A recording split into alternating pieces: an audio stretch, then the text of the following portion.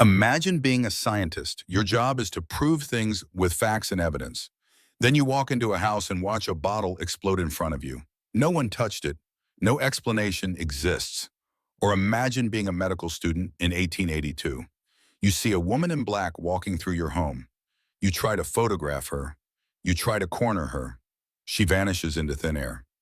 Multiple witnesses see the same thing, and the best scientific minds of the era cannot explain it. Tonight, we are diving into two paranormal cases that were investigated by actual scientists. Not ghost hunters, not paranormal enthusiasts, real scientists from real universities. The Society for Psychical Research in London, Duke University in North Carolina. Both cases have extensive documentation, police reports, scientific journals, multiple credible witnesses. In both cases, remain completely unexplained. This is the story of the Cheltenham ghost in the Seaford poltergeist. And everything you are about to hear actually happened. June 1882, Cheltenham, England. A house called Garden Reach sits in Pittville Circus Road. Captain Frederick Despard and his family had just moved in 3 months earlier. The house had been empty for years. There were rumors it was haunted, but the rent was cheap, so the family took it. One night, 19-year-old Rosina Despard heard someone at her bedroom door. She thought it was her invalid mother. Rosina opened the door. No one was there. But a few steps down the passage, she saw her. A tall woman dressed completely in black. The figure stood at the head of the stairs. After a few moments, the woman descended the stairs. Rosina followed her. She was curious, but her candle burned out.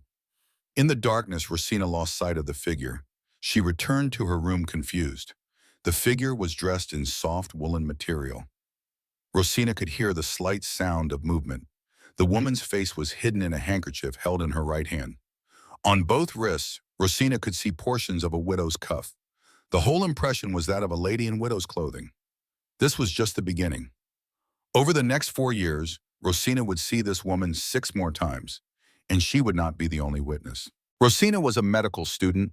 She would go on to become the 23rd woman in England to graduate with a medical degree. She was intelligent, methodical, scientific. So she started her own investigation. Rosina tried everything. She tied threads across the stairs. When the apparition passed through, the threads remained unbroken. She cornered the figure in a room. It vanished in front of her eyes. She tried to speak with the spirit. On one occasion, the apparition acknowledged her with a gasp. Another time, the figure looked like it wanted to speak but could not. Rosina even tried to photograph her, but there were no electric lights in the house. The low light made it impossible to capture an image. But Rosina was not the only one who saw her. Her sister Edith was playing piano in the living room when the woman appeared. Another sister saw the figure walk across the hallway. Their brother Wilfred saw the apparition through the window in the drawing room. The family's cook saw her. The housemaid saw her. In total, 17 different people witnessed this woman in black over the years. Some saw her for only seconds. Others watched her for up to 30 minutes. And the sightings followed a pattern. The woman would always appear in the same areas. She would descend the stairs, enter the drawing room, stand by the bay window, then walk to the garden door where she would vanish. The family's dogs reacted strangely. One terrier wagged its tail as if expecting to be petted. Then it suddenly shrank back, cowering in fear. Word eventually spread about the haunting. In December 1884, Frederick Myers of the Society for Psychical Research heard about the case. The society had been founded just 2 years earlier in 1882. It was the first serious organization dedicated to studying paranormal phenomena. Myers visited the Despards in early 1885. He interviewed the family. He interviewed neighbors. He interviewed former servants. Myers described Rosina as a lady of scientific training. He judged the Despard family to be unusually free from superstitious fears.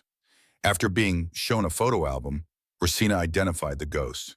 It was Imogen Swinhoe, the second wife of the man who had lived in the house before them. Imogen had died in 1878. Her marriage had been turbulent. Her husband had hidden jewelry from his first wife under the floorboards. Jewelry meant for his children. Imogen and her husband fought constantly about this. They separated. Both died soon after. The house fell empty and abandoned until the Despards moved in. Now we jump forward to 1958. Seaford, New York, Long Island, a quiet suburban neighborhood. The Herman family lived in a typical ranch-style home at 1648 Redwood Path. James and Lucille Herman, their two teenage children, Lucille 13, James 12. February 3rd, 1958. It was around 3:30 in the afternoon.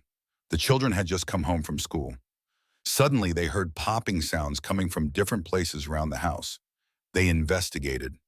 What they found made no sense. Bottles were open, caps removed, contents spilled everywhere. A bottle of holy water on a bedroom dresser, shampoo in the bathroom, bleach in the basement. All of them opened. All of them spilled. No one had touched them. 5 days later, it happened again. The family was preparing for dinner. Pop, pop, pop more bottles. This time, Mr. Herman called the police. An officer arrived to investigate. While he was standing in the house, more poppy noises were heard. The officer went to the bathroom. The shampoo bottle that had been recapped was open again, spilling. The officer could find no explanation. The incidents escalated. A ceramic doll flew across a room and smashed into a model ship. Figurines were thrown through the air. A heavy bookcase tipped over. A sugar bowl exploded. The family was terrified. The story went public. It became a media sensation. This was 1958. People did not talk about paranormal experiences. But this was different. There were witnesses, police, reporters, even footage on television. The first haunting ever broadcast on TV. The phenomenon was nicknamed Popper, and soon scientists wanted to investigate. News of the Popper case reached Duke University in North Carolina. The parapsychology laboratory there was run by J.B. Rhine. Rhine was one of the most respected parapsychologists in the world. He assigned two researchers to the case, J. Gaither Pratt and William G. Roll.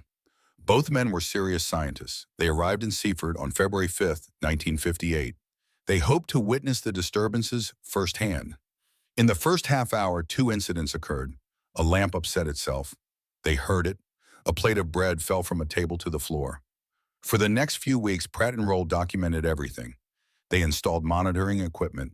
They interviewed the family. They searched for logical explanations. Could it be vibrations from nearby aircraft? Number. The house was tested. Could it be underground water causing pressure? Number. Could it be electrical malfunctions? Number. Plumbing problems? Number. Structural issues with the foundation? Number. Every conventional explanation was ruled out. Then on March 9th, while Pratt and Roll were present, they heard two loud thumps from Jimmy's bedroom. The next day, March 10th, they were in the basement. Suddenly, a loud popping sound. They rushed over. A bleach bottle sitting in a cardboard box had lost its plastic cap. That was the last incident. After March 10th, the phenomena stopped completely. Between February 3rd and March 10th, there were 67 documented disturbances. All recorded, all witnessed. Police Detective Joseph Tazi investigated. He ruled out family pranks. He ruled out a deteriorating house. Building inspectors found nothing wrong. Electricians found nothing wrong. Plumbers found nothing wrong. Pratt and Roll published a 45-page report in the Journal of Parapsychology. They concluded that the phenomena could not be explained by any known physical cause. They noticed one pattern. The incidents only occurred when 12-year-old Jimmy was present, and only when he was awake. They theorized it might be recurrent spontaneous psychokinesis, RSPK, the boy's unconscious mind somehow moving objects, but they could not prove it, and Jimmy denied any involvement. The case remains unsolved to this day. Two cases, two different centuries, but both investigated by actual scientists, both with extensive documentation. The Cheltenham ghost was investigated by the Society for Psychical Research, one of the oldest and most respected paranormal research organizations in the world. Frederick Myers documented everything. Multiple witnesses, consistent sightings over 4 years, attempts to photograph the ghost, attempts to communicate, all recorded in the Society's official journal in 1892. The psychologist Alan Gall called it the most famous ghost of all. Without doubt, the most curious case of its kind ever printed. The haunting continued long after the Despars left. Between 1958 and 1961, 3 more people reported seeing figures around the house. The building still stands today. It has been converted to apartments. Some say the woman in black still walks there. The Seaford poltergeist was investigated by Duke University, one of the most prestigious universities in America. J.B. Rhine's parapsychology laboratory was world-renowned. Pratt and Roll spent 10 days investigating. They witnessed incidents firsthand. They published their findings in a peer-reviewed scientific journal. Police were involved. Building inspectors, electricians, detectives, all gave official statements. The case inspired the 1982 movie Poltergeist, but the movie went far beyond what actually happened. In the real case, there were no demons, no portals to other dimensions, just bottles popping, objects moving, and no explanation. William Roll later said that 1958 was the dividing line between old and new poltergeists. The Seaford case helped establish the dominant theory of RSPK. It changed how scientists approach poltergeist phenomena. So what do these cases tell us? They tell us that some paranormal phenomena cannot be easily dismissed. These were not stories told around campfires. These were not urban legends passed down through generations. These were events witnessed by doctors, police officers, scientists, university researchers, members of respected academic organizations.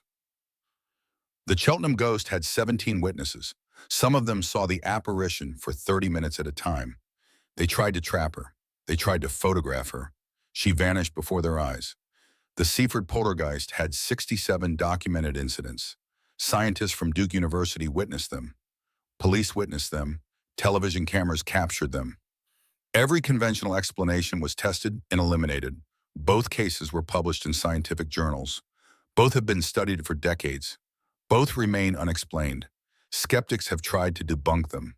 Some suggested the Cheltenham ghost was Captain Despard's mistress hiding in the house. But that does not explain how she passed through solid threads or vanished in front of multiple witnesses. Some suggested the Seaford poltergeist was caused by teenage pranks. But Jimmy was never caught, and the logistics would have been impossible with so many witnesses present. The truth is, we do not have answers, but we have evidence, extensive evidence, documentation, witness statements, scientific reports. And that evidence forces us to ask difficult questions. Are ghosts real? Can the human mind move objects without touching them?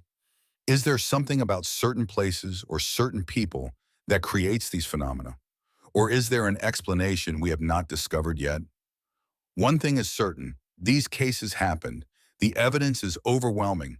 And until science can provide definitive answers, the Cheltenham ghost and the Seaford poltergeist will remain two of the most credible paranormal cases in history.